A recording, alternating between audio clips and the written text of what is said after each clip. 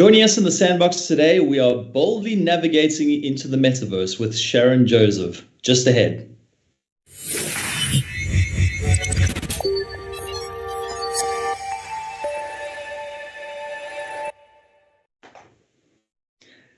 Hi, everyone, and welcome to the Prolifics Innovation Sandbox. I'm your host, Greg Hodgkinson. Hello.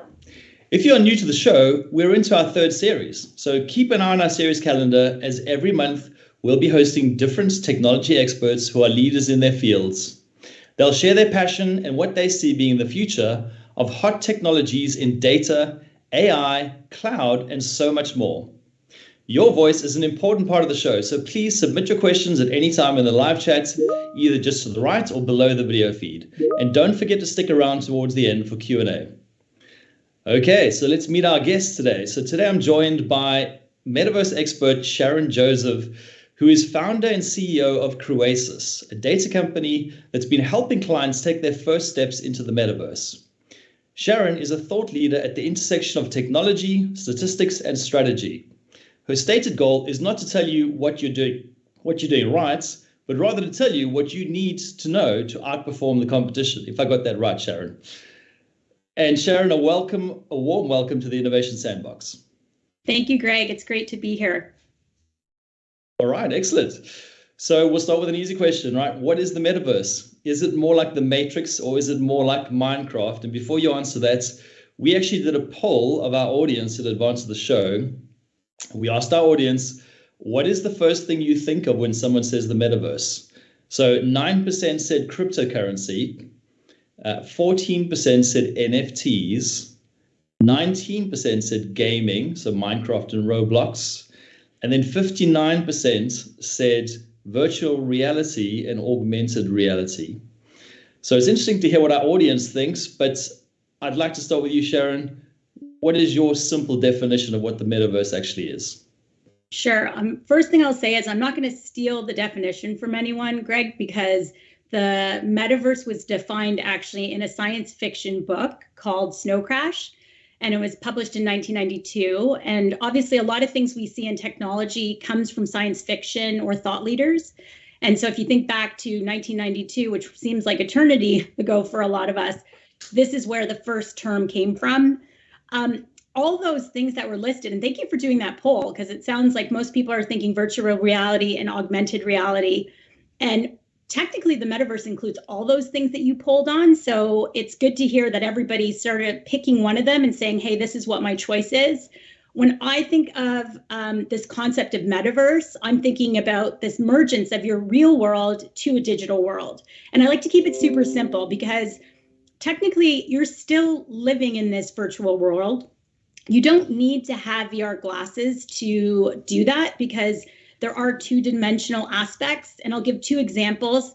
One is I did a conference where I was on a panel, and at that conference, we just logged in on our desktop, and then we went into kind of a two-dimensional world together, and we were speakers in an auditorium.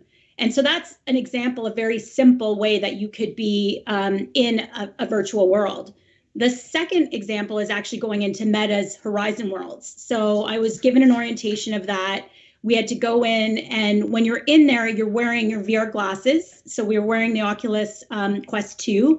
And in that, you're going in and actually immersing yourself in a world with other people as well.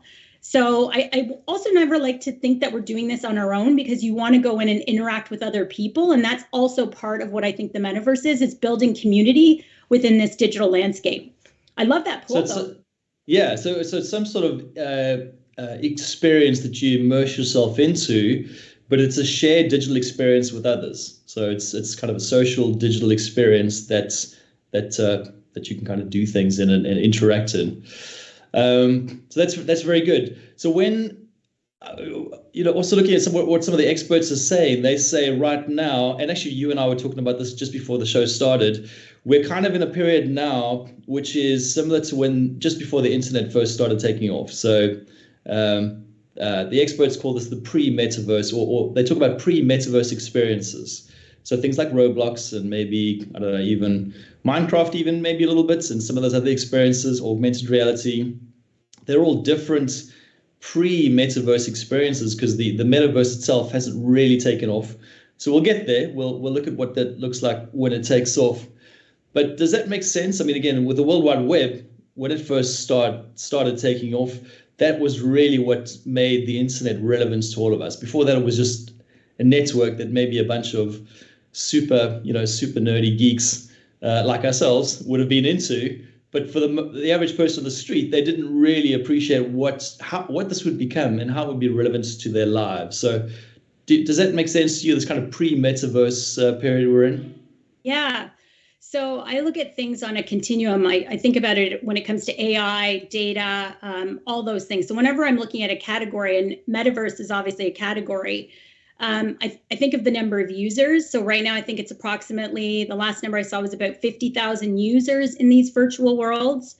And if you compare that back to the internet, and this is what we were talking about before the show, you can think about that in the early 80s, sort of between 1980 to 1984, where you had, the number of people who had a computer was around 87,000 households in the US. And so in that area, you're at the point of just innovators or early adopters. And there's a great book that I always recommend, which is called Crossing the Chasm. And it talks about technology and businesses and what it takes to go from, hey, I'm an early adopter and innovator, to I'm actually mainstream. And if you think about the number of users now on the World Wide Web or the internet, it's 5.4 billion people. And so when in the context of where we are, we're in a very early stage, which is very exciting, Greg. I mean, you said it. We're the geeky ones who are saying, how can I start exploring this space or be somebody who is a thought leader? And right now is the best time to get into this space because everything is new. Everybody's looking at it as an exploration, but it is something that you have to pick up on pretty quick because things change so quickly, right? What we think right now might be the best world to invest in when it comes to a virtual world might completely be something different, right? So we think about entering these worlds with businesses like Sandbox or Decentraland, and you're kind of saying, is this someplace that I should have my brand? Is this something that's going to be there long term? And so those are tough decisions for businesses right now. But as I said, I think it's a really exciting time when you have so few users and such a low penetration in terms of households. So maybe just for those folks that are not familiar with Sandbox and Decentraland, can you quickly just maybe use those two as an example, just give a little bit of a background on what they are and what they're doing? Yeah, I'm going to go big picture for virtual worlds. Yeah. I think it's a good thing to I'm not even going to use specific examples, but think of it in the context of even how I got into this. One of the biggest hurdles that you have to jump through when you're getting into a virtual world is the understanding that things need to be purchased with cryptocurrency. And so a lot of us would have said 5 years ago, oh, I'm not going to get into cryptocurrency. The issue is that in this specific space, you do have to get into it. And the reason is because everything's purchased in these worlds using crypto. And so if we use a virtual world, so any virtual world, you need to be able to either put something together to be in that virtual world. And when I say put something together, you need to have created an avatar, for example, to go in. And then that would be an example of Horizon Worlds. So I think we all heard that Meta, obviously from Facebook, repositioned the company to Meta and created this concept of Horizon Worlds. Well, if you're going to go and participate in Horizon Worlds, you right now can be in there. And Greg, I don't know if you've had a chance. We can always do this on another show, or you and I could spend some time. I think so. I want to take you through an orientation. You go in, but right now you only have the upper part of your body, your arms, your head, but you have no legs or feet. So you're walking around these virtual worlds in a torso, and in that space, if you think of when we were saying Decentraland and Sandbox, I wanted to give Horizon Worlds because it's a very big one that's spending a lot of money behind it and a lot of emphasis. The concept is you can go in and explore right now, but what would you do in there, right, from a business perspective? Well, you're now able to bring your teams in there and host meetings. You're now able to, on your avatar, which you've created, purchase items for that avatar. So one of the big things I saw recently was they took us on a sneak peek of a fashion show where you actually were given items to try on. And so that's one example of a virtual world. And if you look at the Decentraland and the Sandboxes, in that space, a lot of times it's around real estate purchase. And we saw that, a lot of real estate people saw in the headlines how much real estate was going for. And then a lot of people question, why are you purchasing real estate in this space? And for businesses, it was to be able to own something that would potentially get a lot of traffic and then be able to use that property, because similar like the real world, you can do anything you want with that property. You could host things, you could publish things. So those are two kind of examples of virtual worlds, but it's a very interesting space. And I think there's still more to come. So early days on that as well. And it's good to hear a little bit about those two examples, because, going back to the example of the internet, the internet, if you just looked at the internet as Google, right? If your only experience of the internet was Google, you'd think, right, the internet is a search browser, right? It's a place I can go to find information. But we know the internet is way more than that. So I guess the concept of the metaverse is actually, it's not one of these things. It's not Decentraland or, any of these other single metaverse experiences, but it's the infrastructure and the kind of backbone and the ideas that are pulling all these things together as a set of experiences. Yeah. To that point, Greg, one of the big things that pushed us into this concept of metaverse was the military and training. And a lot of times industries or new technology emerges because there's a need, and all of a sudden it starts to become something that's acquired by mainstream individuals. And training, you can't actually always train someone on a simulation on just a two-dimensional computer. So the metaverse was created to help on if you think about big aviation equipment or big military equipment, or having to be able to train someone on how to navigate through these, like actually use a simulation, moving to a three-dimensional and a virtual world gave a more realistic perspective of what someone would go through jumping into the real world, if that makes sense. And so that was a big adoption period in terms of then you can see so many other business cases as well. So we've seen, and for quite a while, we've had these sort of immersive experiences. So maybe flight simulators going back quite a way. Flight simulators have been around for a while. That is an immersive experience. But I guess what makes the metaverse difference is we're now seeing immersive experiences where people can collaborate and come together. And that's really the thing that makes, that goes from being just a 3D experience to a metaverse experience. Is firstly, people collaborating in real time together. And then secondly, the fact that there's money to be made. So again, flight simulators and that are interesting, but the reason the metaverse is getting so much press right now is people are cottoning on to the idea that, well, okay, if people are going to be spending time immersed in these experiences, then there's definitely ways to make money out of this. And I guess I would like to start talking a little bit about maybe what some of these business opportunities are in the metaverse. Now, you've worked with a number of clients creating these early metaverse experiences. What sorts of business opportunities are you seeing them exploit? Can you give us some examples? Yeah, sure. And the first thing I'd say, Greg, is why my personal interest in it. So I'm always a trend. I stay on top of trends, and I have done that. I got into data science a while ago before companies. I worked in consumer brands and marketing. And then I saw this concept of metaverse starting to emerge from, to your point, an opportunity, a business opportunity. And I look at it also from a lifestyle perspective. So for me, it's around consumers and what are they going to adopt and why would they adopt it? And we all know that over the last 3 years, there was this huge need to be more digitally transformed and more digitally savvy. And that led to things like healthcare, for example, as a perfect example, right? Where you no longer wanted to go in person and talk to your doctor, but you wanted to have this opportunity to have a telehealth call, right? Because we weren't going to have in-person interaction. Well, that also led to training and development on, actually doing and practicing surgery through technology. And so when I think about big areas, and I'll talk about some examples that I work on, but big areas that emerged quickly in this space, one would be healthcare. And it's just an amount of, we all saw the past few years, the immense burden we have on our healthcare systems in every country and the need to be able to technologically advance that. And I think that this concept of metaverse, the training and development within the context of it, and just like the huge opportunity to collaborate is probably one of the biggest examples. No, interesting. Just on that point, because I was looking at a few of the different industries, and CVS Health have said they want to be the first pharmacy in the metaverse. So big businesses in healthcare are definitely looking at what the metaverse means to them. Yeah, and I'd say you for me also, I saw consulting. So the consulting companies, I know Accenture has gone in heavily into this space. So they actually train and develop all of their employees. And I think their CEO actually made it one of their number one top priorities to be able to get into this space. And you can see it across what the business is doing. So they ordered 150,000 Oculus. Anyone who comes into the company has to go through training and development through that.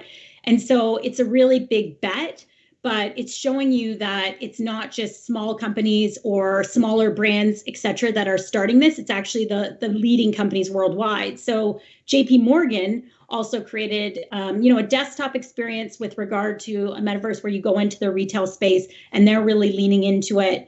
And then you think about all the large clothing brands. And so that was an interesting one. I think fashion retail needed to be advanced technologically. All the concept of sustainability as well. And there's still big questions on what sustainability impact the metaverse has, because you have a lot of energy being absorbed, et cetera. So I won't go into that because that will take us down a really big tangent, Greg, but for another conversation, because it's a big thing that I'm aware of and I talk about as well. So from a brand just on fashion, and I just wanted to pause quickly because I know that Ralph Lauren, I was looking, and they'd created a winterscape holiday themed and branded world in Roblox. And they featured their polo sports looks, and that brought a 58% increase in new digital customer acquisition. So I mean, that is a very real result from an early kind of step into the metaverse. Yeah, and the question is really around how are you converting customers, right? So if they use your physical product, when they go into this area of digital, what do you want that objective for you? And a lot of it could be around the younger demographic and consumers. So Gen Zs, what are they in? Well, they're going to be more apt to be in this technology and moving quickly to be able to adopt it. So brands are looking at their long-term planning and saying, how do I engage with this particular consumer, and how do I build a community? And we all know if you're building the community, it's actually the community that should build itself. And so we saw that with Web 2.0, right? So Web 2.0 was all about social communities and this whole concept of sharing knowledge. And now we're in Web 3, which is all about the creator economy. And so it's allowing the creators to give access to others. And it's a very interesting time from a business perspective because anyone can have access. Now, the thing I'd say is that a big in other people's minds is the fact that you still need access, right? If you don't have the access to this kind of technology, then you can't actually operate. From a brand perspective too, I'll just talk about one brand that I'm working with. They're looking at how do they build this community, but they also want to say, I don't want to be just a brand. I actually want to be a lifestyle kind of consumer brand. And so they want to be able to engage with their customer in a very different way. And doing this requires them, for example, to offer an NFT on a product that might never come out in the real world. And a big insight, Greg, was in the real world, we want things that are a little more conservative and traditional. And, that's not everyone, but that's the norm. If you're going to purchase something, you want to buy something that is going to last a long time. In a digital world, you can be a lot crazier. So, Greg, I could see you saying, hey, I'm going to go for that leopard print hat, or, hey, I'm going to jazz up and do this plaid jacket that I wouldn't normally wear out, right? So, and that's what you can do in the digital world is create this persona of somebody who you want to make it a little more savvy and more technologically advanced, and you wouldn't get a chance to do that in the real world because you'd say it's only going to last me so long. Yeah, so I think everyone, or most of the folks out there, or everyone that has kids of a certain age will be able to relate to a certain gaming platform where you're spending a not insignificant amount of money buying outfits for your kids to wear in the game, and that is making a lot of money for that platform, and is a very viable economy. I mean, and it has a whole set of, as you say, creators behind it. So they have creators that are then creating the digital content that are then being surfaced. So it's a whole new ecosystem, a whole new economy that's springing up. Loads of new opportunities. Yeah, I think creators as well, if you think about it initially, if you created something and you sold it once, then you would never get any additional benefits, right? Or any additional cash from that, revenue, et cetera. And now with this creator economy, the concept is you'd have a lifetime ability to create something and continually get. And from a creator, it might not only be the monetary aspect, but around just having the clout of knowing that you built something. And I think that a lot of creators didn't have that access before. And then to your point with regard to, having to purchase all these items in these digital worlds for the consumer. So maybe that your, child or your, anyone buying stuff in this space, it gives them a chance to be somebody else than who they are. And so it opens them up to an area that potentially evolves their personality and enables them to be a little more creative as well. So it's interesting to hear, like, we're talking a lot about the pros, by the way, which I'll always talk about those first. And there are a lot there's two sides to the story. Yeah. And we find that with the internet, right? The internet has so many advantages, but there's always, there's certain risks and pitfalls, and that is also a whole area we could get into, which we won't have time for in today's show, which is regulating the metaverse. So let's not even try and unpack that for right now. But as an example, you were talking about, kids being in these experiences and getting to experience things that they otherwise might not get to experience. This is not quite a metaverse story, but I know for a fact my kids have been playing games where they're actually immersed in New York City, right? So it's a cartoon version of New York City. My children have never been to New York City. I get the idea that one day they'll step foot into New York and they'll get this very eerie feeling of having been there before, because they have, in a sense. I mean, they've spent considerable amount of time playing these games in these environments. And again, that's kind of, we're talking pre-metaverse now. Let's ramp that up to 11 and say in the future, we're in the metaverse. And I don't know if it's a virtual reality headsets or we're stepping into a hollow booth or, whatever it's going to be in the future, it's going to be immersive, but will allow you a freedom of experience that's, I guess, we don't get today with just the internet. Internet is, you get 3 dimensionals, but it's mostly 2-dimensional, and you're interacting with things. It's going to be much more than that. Yeah, I mean, when we talked about, I forgot to mention, when we talked about Decentraland and Sandbox, right now you can enter on your desktop, right? So you're purchasing things, and it's very easy for you to navigate on your desktop without VR glasses. When we talk about what you're saying as well and building on that, when you go into Horizon Worlds, you could actually go with your entire family. And to your point, in the future, your entire family could have a preview of New York before you go there, just to say, okay, guys, let's get a lay of the land and understand what we're going to go see before we go there. Or somebody might not ever get the chance to go there. And so they can actually go and experience it, through something. I will say my kids, from the games they're playing, will expect there to be a hot dog vendor on every corner. There's a vendor on every corner. I don't know if they're just hot dog vendors. We have a lot of shawarma now and all these other things. So I have to say it's very, you'll find something, pretzels, peanuts.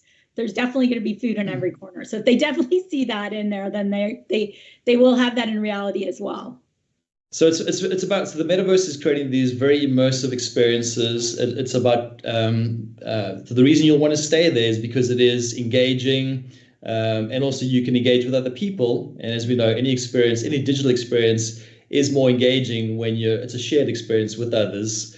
And definitely there's going to be ways to not only be able to experience things that you might buy offline, but also you can buy things in the digital world. So I guess another example I want to talk about briefly is Second Life. So this notion of buying property in the metaverse, I think is something that, when these stories first came out, many folks thought this was some kind of madness, that you would spend, not small amounts of money either, so hundreds and hundreds of thousands of dollars buying a piece of real estate in Second Life.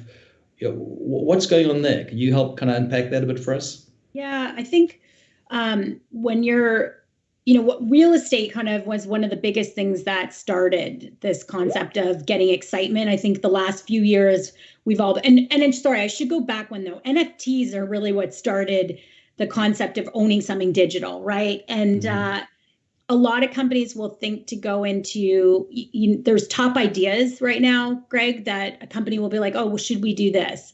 And one of the things I'd say is it's the concept of an ecosystem. So never think of them in isolation about real estate or an NFT or a digital avatar. A lot of businesses are stepping back and saying, how does this ecosystem contribute back to what I'm trying to build in the real world? And then how would that build into a digital world?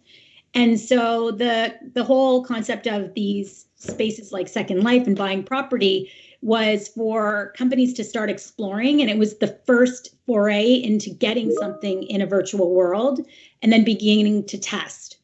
And so we have storefronts, etc. Yeah. So the interesting thing on that is that implies there's a location. Yes. In the metaverse, and that's important. There's a location, and that location comes at a premium in some cases. And that also then speaks to this kind of 3D notion of people moving around in the metaverse and congregating in locations. And going back to the gaming example, my sons have attended concerts, virtual concerts in the metaverse, which is, again, it's people being congregated in a location in the metaverse for a shared experience.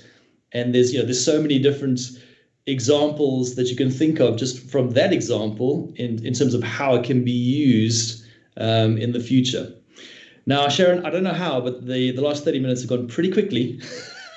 And we're going to, we save some time with our audience. So I've really enjoyed the journey so far, but we're going to open it up to the audience and see if there are any questions that they have on what we've been talking about. As a reminder to the audience, if you want to submit your questions in the live chat, it's on the bottom or the right of the video feed, and my producer will hand them over. So let's take a quick look to see kind of what questions are coming through. So we actually have this is an observation more than a question. We did start running a second poll on the metaverse. I don't have all of the answers in front of me, but the leading answer that folks were selecting in that poll in terms of business usage in the metaverse is showcasing physical products. So I guess we spoke a bit about the showcasing of physical products and that being a big business opportunity in the metaverse. So we've covered some of that ground. Okay, another question's come through. What businesses today can best benefit? Let me just see if I can bring that up again. So the other thought that occurs to me, we should be doing this in the metaverse. So definitely that's a second show. That's the next show. So what businesses today can best benefit from metaverse and how? Someone commented healthcare and education. So can we talk about within healthcare and education, what are some of those benefits that businesses can get? Sure. Any examples you know of? Yeah, I think education is a great one because, if you think about over the last 3 years, how education had to change because it hadn't been digitally transformed. And, I think of just the concept of having young kids and that their attention span so low and having to teach on a Zoom meeting. I think anyone who has children would say, wow, I wish we had a better way of handling that because they would only have a few minutes even of just an attention on something on a screen. Well, if you actually had a more immersive experience where you're sitting in a classroom together and you're able to potentially pass around an object or through science class do experiments together, then you're thinking about, well, how could this evolve the classroom?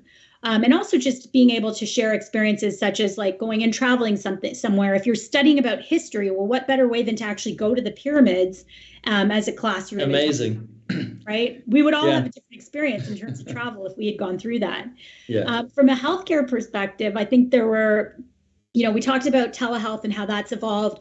The training, a lot of examples are on actual training of doctors through an immersive experience. So especially through surgeries, having to practice, going through classroom settings in that context the same way. And so I think healthcare will be one of the ones that will, if you think about, evolution of some industries and the fact that they just needed to get further advanced, it's really exciting time for them. Well, actually, on that example, just to jump into it on healthcare, so you talk about learning how to perform an operation.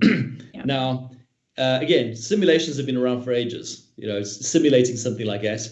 But I guess what would almost elevate that towards more of a metaverse experience would be there's not just one person performing the operation. There's a whole team of doctors and nurses, and they could all together experience the operation and learn from it in real time. And that's what differs a kind of metaverse version of that experience from maybe things that have existed in the past. And also the fact that you're actually using your hands. So in a very metaverse experience, you could be standing up at an operating table that is a virtual operating table. And to your point, you have other people interacting and helping you with this whole procedure. And you, as the physician, going through that procedure and then being able to talk through it as you're going, and even sharing some of that without, traditional ways of going through that. So I think it's a really interesting way of being able to, go back and say, hey, let's look at this again, where you can't do that in a normal setting normally.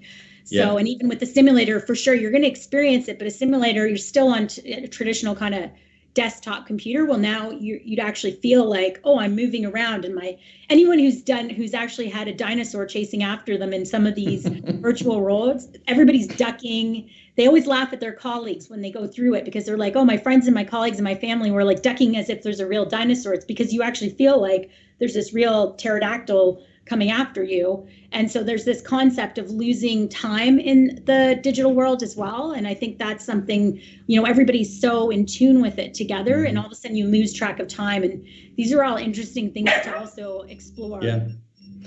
So we're going to need to start wrapping. There's one other question I just want to very quickly call out. So as a financial advisory firm, what realistically can we do with Metaverse, and how long would it take to be experienced in the space?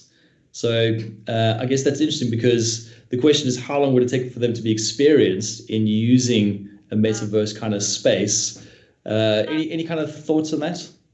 So I think one thing, and I had this happen to me when I went on the panel for the first time. I think and that was, last year, we had to jump in a couple times together as a group into the metaverse, because you have people who are going in for the first time. So it takes a few sessions to get into a metaverse world, and each one is different.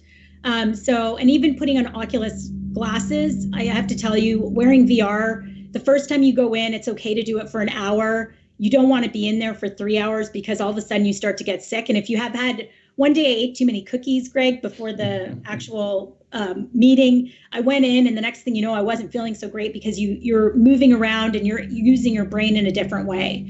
And so the adoption rate right now, because it's easier, because there's not so much to get overwhelmed with, you still need a couple of meetings. You don't want to go in with a client or a customer right away. If you're doing anything in any industry, you want to spend some time with your team getting orientated and using VR. And then there was a second part to that question, I think, Greg, which was? So it was realistically, so as a financial advisory firm, what could they do in the metaverse? What would be an interesting way for them to get started? Yeah, I think I love the financial industry from the standpoint of educating people, right, on investments, and how you could do a lot of role playing on, here's a situation that happens as a family, get everyone together, and a real financial situation happens. How many times have we said to ourselves, I wish we taught our kids, or I wish I taught myself how to be a better financial planner? Mm-hmm. And the financial planning actually happens during crisis, right? Where something happens to the house, or to, something else from a financial standpoint. And you can go through like the top 5 things that happen, right? And so if you actually could role play those, and you could role play that with your customer, well, what better way to teach somebody how to, and the things I'm thinking about, because they're not all rose-colored ones, but, death in the family, divorce, family planning for education, family planning for something like, all of a sudden, somebody gets into a car accident, the car is totaled. How do you deal with that as a family right after? Like, these are things that a financial planner could explain. Hey, these are the things you need to be prepared for. I hope that helps. Those are just ones I'm coming off the top of my head. So no, that's a fantastic idea. So I think that idea of, and I'm going to go back to when I was a kid. I remember there was a game on the Apple way back when. I forget exactly what it was called, but you had a cold drink stand. And you had to, a lemonade stand, it might be, so you took the lemons and you made lemonade, and you had to sell it, and you managed a budget, and you're kind of learning as you're playing. So you could almost imagine some sort of strange metaverse version of that this financial advisory firm could get out there, again, as a game, to do some role playing in a fun way, but where in the background you're actually teaching your prospective clients a few things that they need to think about, and then again getting some potential new clients come through the door. So even using credit cards, Greg. I mean, how many of us were taught how to use a credit card and what decisions do you make, right? So that's an amazing one where I'm sure a lot of people would love their kids an ability to understand how credit works and how it impacts your credit rating. Well, there's nothing better than having the family sit together and say this impact. There's a book I read too, AI 2041, and one of the first stories in it talks about how the insurance premium was impacted by the decisions that the family made, and the parents were monitoring their kids. And I'm going to, again, I don't want to go to all the negative stuff, but like things that your family would do would impact your insurance premium because you're being tracked on your watch and on your usage on the internet. And so those things all combine to say, here's what your insurance premium could be. So even think of those kind of concepts as well in the future. So I always thought we were going to struggle to finish or close the show off today because we would not run out of things to talk about. But those were some great questions. Unfortunately, that's all we have time for this week. So Sharon, as my guest, thank you very much for helping us navigate around the concept of a metaverse. There's certainly much more to unpack on the story, and the state of the art is developing pretty rapidly. So would love to have you join us for a future show. I definitely think we need to put a poll out there to see who would be up for joining us in a Metaverse experience for that show. It would be suitable. But thank you so much for joining us today, Sharon. To the audience, it's been great having you with us in the Sandbox on this journey to the Metaverse. You can keep an eye on our Innovation Sandbox calendar for more episodes in the series. Until then, goodbye, keep well, keep innovating, and we'll see you all next time.